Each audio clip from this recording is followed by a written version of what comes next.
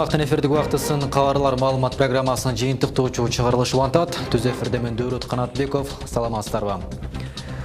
Бүгін күндің негізге оқайлар қандай. Алғач, қысқаша анонсқа назар салыңыздар. Баткенден Тажикстан менен шектеш Ақсай айылының 9 жаштағы баланы тажик чараны алып кіріп кетіп, тартип сақшылары қайтарып берді. Қыңыр іштен беті açılды. Оштоғы банкоматтарды талқалап ақша урдаған қылмышты топ қармалды. Украинадағы президенттік шайлауды қудыл алдыға атсалдырбады. Бұл өніктікі қырғыз қудылдарының көз қарашы қандай. Өзбекстандың Қурчақ театры Ош шарында. Андижандық таланттар алғашқы жолу музыкалық чайхана спектаклін тартулашты.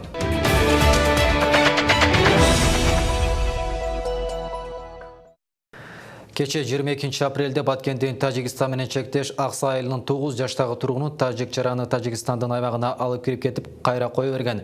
Жарым саат ворукта қалған бала учурда ооруканада. Ал эми баланы алып кеткен жаран кармалганын жана тергөө иштери жүрүп жатканын тажик тарап билдирген. Ага караба жергиликтүүлөр кооптонуп турушат. Кийинки сюжетте толугураак. Кече 22 апрель Баткенден Тажикстан менен чектеш Ақсай айылында кайрадан келишпестик чыкты. Бул жолу тажик жараны 9 жаштагы баланы кармап кеткен. Бул жер Тажикстандын Ворух айылы менен Кыргызстандын Капчыгай айылынын чектеш жери. Мына ушул жердеги техникалар менен кече тажикстандык жарандар иш алып барып жатышкан. Ал эми бул дарыянын жээгиндеги кыргыз балдарынын бирөөсүн Тажикстандын аймагына алып кирип кетишкен. Негизинен бул Капчыгай айылынын нары жагы тоолор менен бери жагы дарыя менен чектешип, балдар үчүн ойноочу жок. Андыктан балдар мына ушул дарыянын жээгинде ойноп турушчу. Жарым сааттай аралыкта баланы тажик милициясы кайра алып келип берген. Бул окуядан кийин айылдагылар кооптонуп турушат. 5-6 бала чуркап келип, биз мен ойноп отурган баланы тажик алып кетти деди. Ошондон чыгып барсам уже алып кетиптир тажик. Трактор иштеп аткан да ошол жерде. Чек арада жакын жерде жашайбыз. Анан барсам жок, анан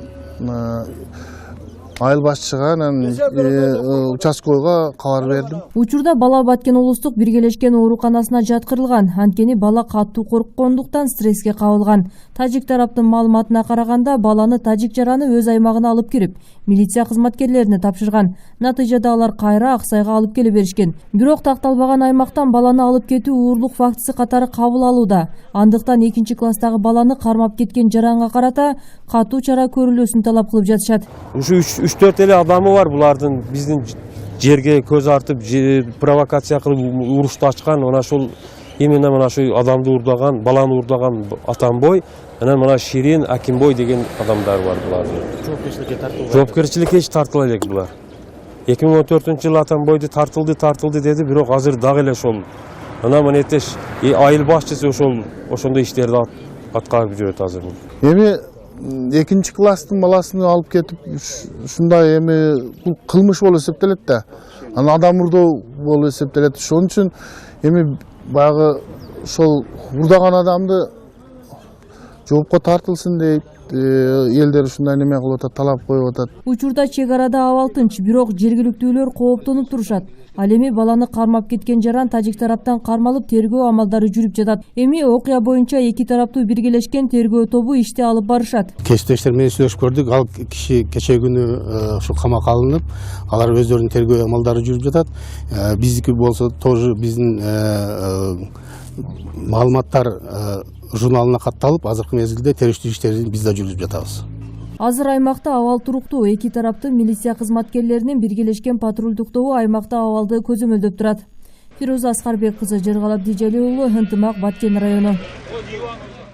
Ошто банкоматтарды талкалап акча урдаган кылмыштуу топ кармалды. Эскерте кетсек, 9 февралдан 10 февралга караган түнү белгисиз атуулдар Араван районунда жайгашкан Кыргызстан банкынын банкоматын күч колдонуу жолу менен талкалап, ичиндеги 904.300 сом акчаны урдап окуя болгон жерден из жашырып кетишкен. Ушундай эле окуя 2 марттан 3 мартка караган түнү Ош шаарындагы Кыргызстан банкына дагы болгон. Андагы банкоматтын 1.500.000 сом тонолгон. Аталган кылмышка Ош шаарынын 1989 жылы туулган тургуну жаза процессуалдык кодекстин 98-беренесинин негизинде шектүү катары кармалган. Шектүүнүн автоунаасын соттун токтомунун негизинде тинтүү жүргүзүлгөн учурда 990 000 сом табылып, акча далил буюм катары алынган. Мындан улам 15 апрелде Араван райондук соту тарабынан камакка алынган. Ошондой эле 21 апрелде Чүй облусунун 1985 жылы туулган тургуну шектүү катары кармалып, ушул эле кодекстин 98-беренесинин негизинде Араван райондук ички иштер бөлүмүнүн убактылуу кармоочу жайына киргизилген. Шектүүнүн үйүн тинтүү учурунда темир кесүүчү аспаптар, 2 даана ноутбук, ок атуучу курал, кылмыш жасаган учурда кийген кийим жана башка буюмдар алынган.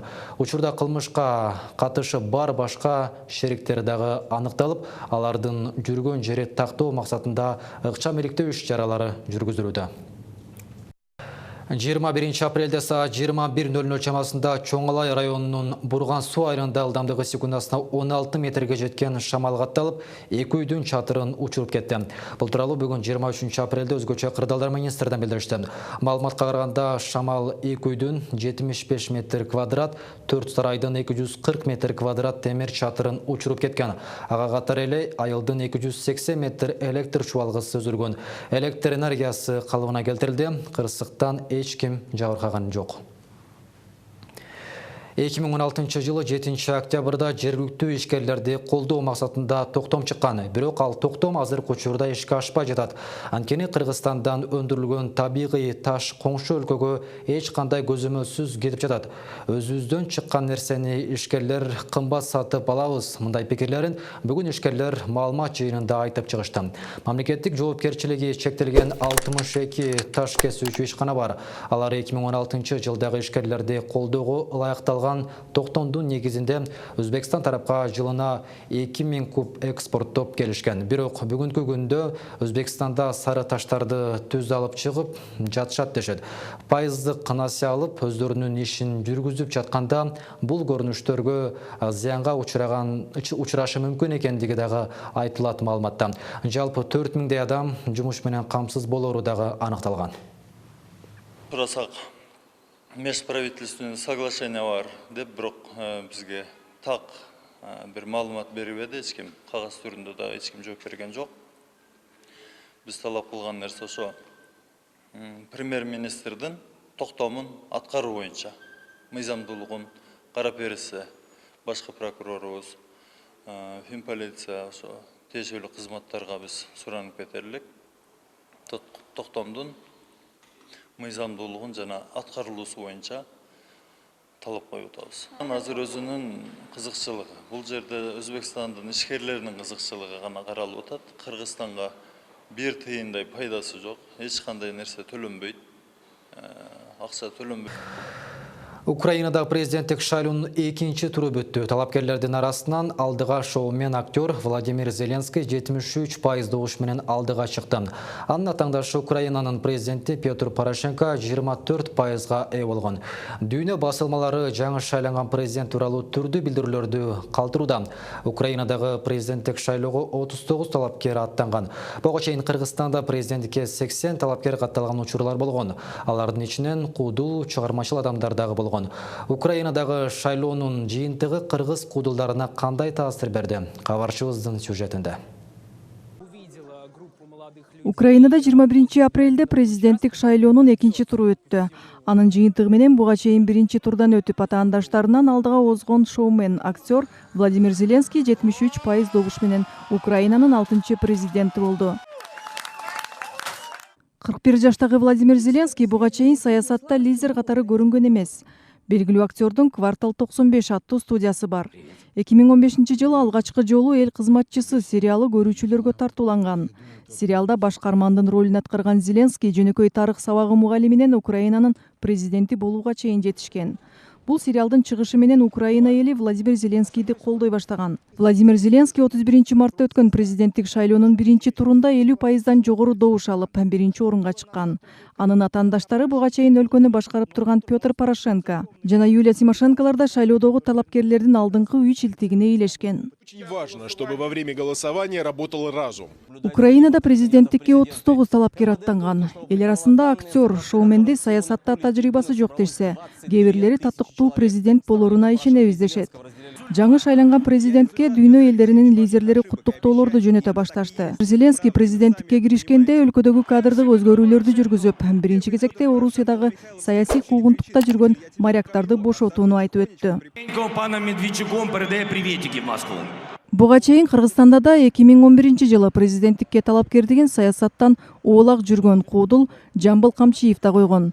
Өзүнүн талапкердигин Куудул популисттик кадам үчүн эмес, чын эле Кыргызстандагы башкаруу системасына каршы туруп койгонун айтты.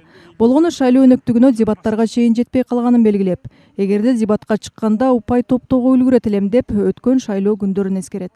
Жана 30 000 кол топтош керек деген бул аябай чоң акча кетиш керек экен бугачы. Жөн эле адамдар кол коюп беребейт.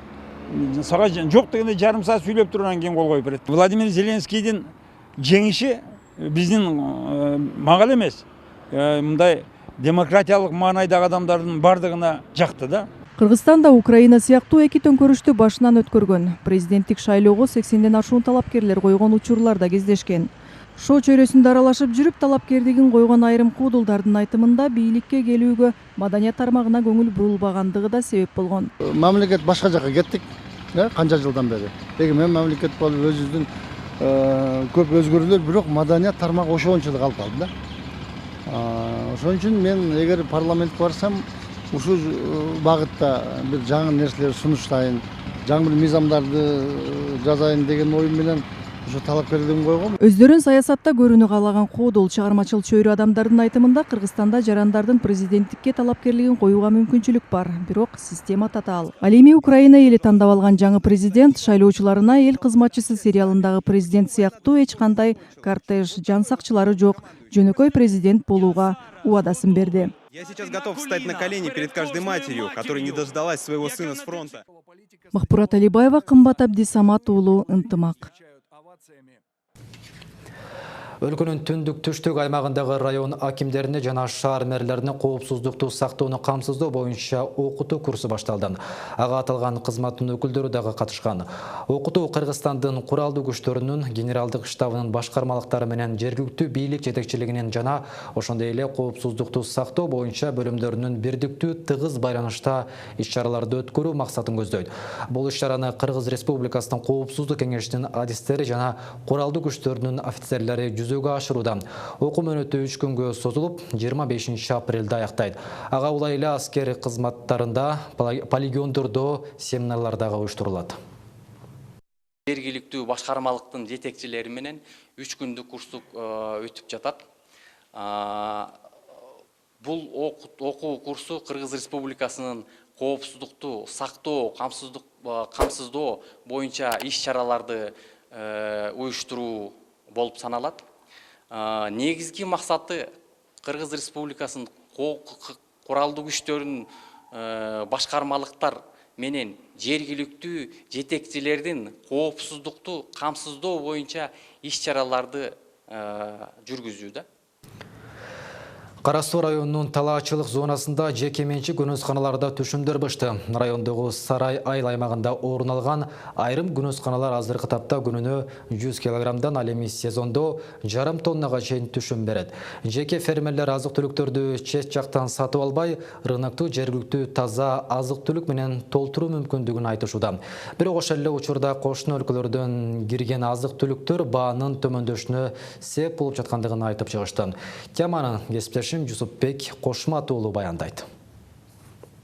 Мурат Кулдашев дээрлик 5 жылдан бери күнөскана иштетип үй бүлөсүн багып келет. Алгачкы күнөсканаларын мүмкүн болушунча аз каражат менен курууда кадимки тал-теректерди колдонгон. Помидорго жылуулук көп керектелгендиктен бир гана бадыраң эгип келет. Башында 10 сотик жерден башталган күнөскана бүгүнкү күндө 40 сотикке кеңейтилген. Дыйкандын айтымында бадыраңды жакшы карап 2 ирет жаңылоо менен жыл ичи түшүм алууга мүмкүн. Эми буну биз июльга чейин сатабыз. Июльден кийин экинчи этапты баштайбыз. Биринчи этап азыр июльга чейин сатабыз. Жулуп туруп башкадан экинчи этапка да башка эгебиз иону ушу декабрь жаңы жылга чейин сатабыз. Экинчи этапты. Кышкы күнөсканаларда жумуш январь-февраль айларында башталат. Бирок андагы жылытуу системасы үчүн каражат көп сарпталат. Жазгылары март айынын башынан эгилип, 45 күн дегенде бышып түшүмүн бере баштайт. Дыйкан үчүн эң башкысы сапаттуу түшүм өндүрүү менен башкалардан эртерээк базарга алып чыгып, кымбат баада сатуу. Бирок атаандаштык жана баа маселесинде көйгөйлөр жок эмес. Бурун апрель айында 120-140 сатат элек. Ушу күндөрдө. Азыркы күндөрдө 50 сом 60 сом болуп калды.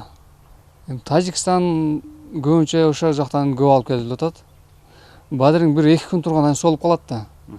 Ан Тажикстан бааны ылдыйлатып, сатып, төмөндөтүп атат. Ан Өзбекстан эми унча деле конкуренция эмес бизге. Өзбекстан кымбат сатат. Асаны ошо Тажикстан көп арзан кылып атат. Мындагы бадыраңдар ар 2 күн аралыгында терилип, Ош шаарына көбүнчөсү Кара суу базарына сатууга чыгат. Кырсотикти түзгөн күнөскана Кулдашевтердин негизги киреше булагы десек болот. Үй бүлө мүчөлөрүнүн күнүмдүк убакыты бадыраңды кароо, балегин тароо менен өтөт. 50 жылдан бери агро тармагында эмгектенип келген Карим Кулдашев бадыраңдын уругун туура тандоо түшүм алууда чоң мааниге ээ деп эсептейт. Урукту тандаганда биринчи сууга салат, алып туруп. Сууга салып, 10 минут, 15 минут суда тургандан кийин баягы жаман уруктар өдөдө түшпөй коет пучу. Жакшы уруктар түбүнө түшөт. Акчаны аябай, али өдөсүндө аз где-то 30% калат да, 70%-ын отдельно көчөт даярдап, алиги жаман көчөтү дагы жерге таштабайм да, оны отдельно караймын. Кара суу районунда күнөсканалардын саны көп, эрте жетиштирилген жемиштер көп болгону менен аны сатуу көйгөй деле жаратпайт. Анткени Кара суу базарында сууда кызып тургандыктан жер жемиштин көлөмүнө жараша керектөөчүлөр да көп. Жүсбек Ушматуулы, Ынтымак. Ош түрк дүйнөсүнүн маданий борбору эл аралык маданий иш-чарасынын бир бөлүгү бүгүн Жалал Абад шаарында улантылды. Ага түрк тилдүү өлкөлөрдөн келген коноктордун бир бөлүгү тагыраагы жүздөй өнөр ээлери катышып, кала тургундарына жагымдуу маанай тартуулашты. Андагы делегаттар иш-чаранын уюштуруу жагына жана кыргыз элинин меймандостугуна жогору баасын беришүүдө. Кененирээк Калбек Өчкөнбай уулу баяндайт. Коноктор Жалал Абад шаарынын эркиндик аянтында салтанаттуу түрдө тосуп алынды. Келгендердин дээрлик баарысы өнөр адамдары. Анткени алар шаар тургундарына 3 сааттык чоң программадагы концерт тартуулоого келишкен. Türk dünyasının dört bir yanında gelen Саламатсыздарбы, урматтуу жалал абадтыктар, сиздерди Ош түрк дүйнөсүнүн маданий борбору деп аталышы менен куттуктайм. Биз 3 күндөн бери Ошто болуп, урматтуу президент Сооронбай Жээнбековдун катышуусунда бир топ иш-чараларды өткөрдүк. Мына бүгүн Жалал Абадтабыз. Sooronbay Şerifoviç de bu açılışımızı şereflendirdi. Конокторду өкмөттүн Жалал Абад облусундагы өкүлүнүн орун басары Мамасалы Акматов баштаган жетекчилер тосуп алды. Акматовдун белгилешинче, мындай эл аралык маданий иш-чаралар мамлекеттер аралык карым-катнашты бекемдөөгө зор салым кошот. Тынчтык менен биримдикти, madani көп түрдүүлүктү жана толеранттуулукту сактап калуу болуп саналат. Урматтуу бүгүнкү иш-чаранын катышуучулары, түрк дүйнөсү кылымдарды карып, мамлекеттер аралык алакалар ар дайым бекем болсун.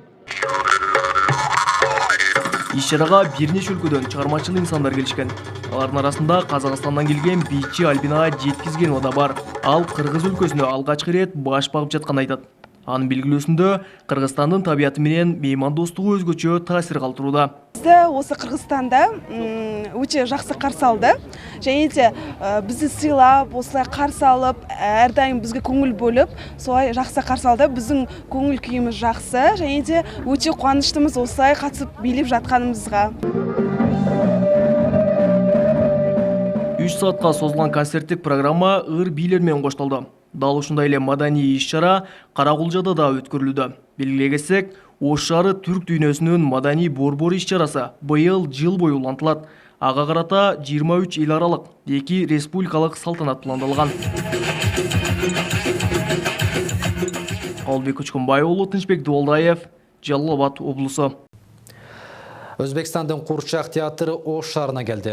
5 күн иш сапары менен келген Андижандын Лола Курчак театры музыкалык чайкан аталышындагы спектаклин мектеп окуучуларына жагымдуу маанайда тартуулашты. Курчак театрына мектеп окуучуларынан сырткары Ноокат, Араван райондорунан жашоочулар дагы келишкен. Кыргызстандын Курчак театрында эмгектенген кызматкерлер да буга күбө болуп, өз ара тажрыйба алмашууга мүмкүнчүлүк түзүлдү. Уландысы кийинки сюжетте. Дадажан Атажанов 15 жылдан бери Курчак театрында эмгектенет. Ал бул кесипке жаштыгынан тарта кызыга баштаган. Алгач курчактарды өзү жасап, аларды ойнотууга аракет кылган. Курчак театрга Бул Курчак театрга иштегенден бери көп нерсени үйрөндүм десем болот. Кызыгуубуз менен, түрдүү образдарыбыз менен аларга кызмат кылып келе жатабыз. Биринчи ойногон ролумда баш каарманды ойногонмун. Азыркы убакта 30га жакын ролдорубуз бар. Фатиманың саргүзәш. Андижандын Лола Курчак театры 22 апрелден 26 апрелге чейин Ош шаарынын мектептериндеги окуучуларга даярдалган чыгармаларын тартуулашат. Алгачкы коюлган спектакльге Араван, Ноокат райондорунун жашоочулары да келишкен. Спектакль окуучулар тарабынан жакшы кабыл алынып, актер, актрисалар менен кошо бийлеп ырдашты. Biz mana shu Oshli bolalarga Оштун окуучуларына Куурчак менен бирге өзбек элинин үрп адатын, маданиятын көрсөтөлү дедик. Биздин эң башкы максатыбыз балдарга жакшы маанай тартуулоо менен бирге аларды Куурчак театры менен жакындан тааныштыруу болуп эсептелет. Yaqinroq tanishtirish. Кыргызстан менен Өзбекстандын арасындагы чыгармачылык мамилелер эгемендүүлүктү алганга чейин деле болуп келген. Акыркы убакта дагы да болсо жандана баштады. Өткөн жылы коңшу өлкөнүн Милли, Наманган, Ферганат театрлары Ош шаарына иш сапар менен келишкен. Андижан шаарында Курчак театрларынын фестивалы болуп, ошого бир Тайбас деген спектакль менен барып катышканбыз. Ошондон кийин биздин чыгармачылык уланып кетти. Ошол театрдын режиссерлору келип бизге Дурпаша, Кичкине Али деген спектакльдерди коюп берди. Биздин главный художникыбыз барып ал жакта спектакль жасап, Курчак жасап, чыгармачылык байланыш абдан жакшы болчу. Музыкалык чайкана спектаклинде өзбек элинин каада салттары, үрп-адаттары курчактардын жардамында көрсөтүлдү. Мындан ары да алаканы үзбөй, чыгармачылык иштерди улантууга келишимдер түзүлдү. Мимоза Жаныбек кызы, Кымбатбек Абдысамат уулу, Ынтымак. Мына ушундай кабарлар менен бүгүнкү программа соңуна чыгат. Кечиңиздер жагымдуулансын. Саламатта калыңыздар.